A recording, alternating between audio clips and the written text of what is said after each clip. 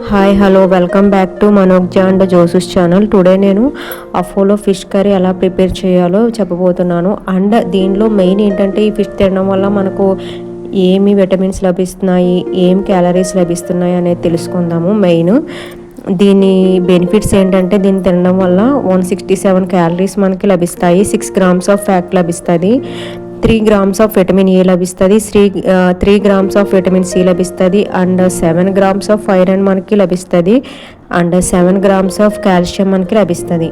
ముందుగా బెనిఫిట్స్ చూడాలి, చాలా బెనిఫిట్స్ అనేవి ఉన్నాయి దీనిలో. సో మనము ముందుగా కర్రీ ఎలా ప్రిపేర్ చేయాలో చూద్దాము. ముందుగా బాణీ తీసుకుని ఆయిల్ వేసి, ఆయిల్ కొంచెం హీట్ ఎక్కిన తర్వాత 4 or 5 పచ్చిమిర్చిని వేసి కొంచెం వేగనివ్వాలి. తర్వాత మిక్సీ జార్లో 4 or 3 ఆనియన్స్ని కట్ చేసుకుని అవి కొంచెం గ్రైండ్ చేసుకుని ఆ గ్రైండ్ చేసిన పేస్ట్ని కూడా ఈ ఆయిల్లో వేసుకొని కొంచెం సేపు ఫ్రై చేయాలి. దీనికి నేను తీసుకున్న మసాలా ఏంటంటే ధనియా, జీలకర్ర, కొంచెం చిన్న అల్లం ముక్క, 3 or 4 వెల్లుల్లి రెబ్బలు వేసుకుని గ్రైండ్ చేసుకోవాలి. ఇదిగోండి గ్రైండ్ చేసిన తర్వాత మసాలా ఇలా ప్రిపేర్ అయింది. ఇప్పుడు బ్రౌనిష్ కలర్లోకి వచ్చింది కదా ఉల్లిపాయ, బాగా వేగింది. దీనిలో ఈ పేస్ట్ని కూడా వేసి మసాలాని వేయించుకోవాలి, పచ్చి వాసన అంతా పోయేంత వరకు వేయించుకోవాలి. కొంచెం బాగా వేగాలి, లేదంటే కర్రీ స్మెల్ వస్తుంది.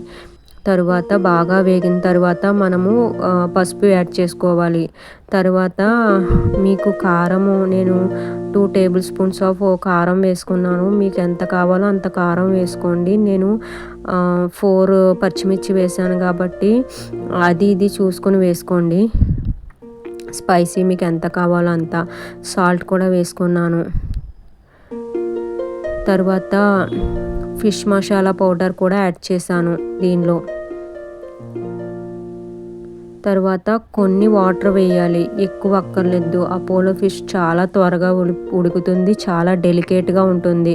కొన్ని వాటర్ వేసి కొంచెం ఉడికిన తర్వాత ఈ వాటర్లో మనము ఈ అపోలో ఫిష్ని ఒకదాని తర్వాత ఒక పీసెస్ తర్వాత ఇంకొకటి వేసుకోవాలి. సో ఇవన్నీ వేసిన తర్వాత దీనిని కొంచెం సేపు అస్సలు గరిటె పెట్టి కలపకుండా దీనిని నార్మల్గా చేతితోనే అటు ఇటు పట్టుకొని గిన్నెని కలుపుకుంటూ చూసుకోవాలి. జస్ట్ కొంచెం ఉడికితే సరిపోతుంది. నూనె పైకి తేలిన తర్వాత మనము కొత్తిమీరతో గార్నిష్ చేసుకుని నీరు ఇంకెంత వరకు ఉంచుకుంటే సరిపోతుంది. ఆయిల్ అంతా పైకి తేలాలి. చూడండి కర్రీ ప్రిపేర్ అయిపోయినట్టే. Apollo fish curry ready. Thank you. Please subscribe.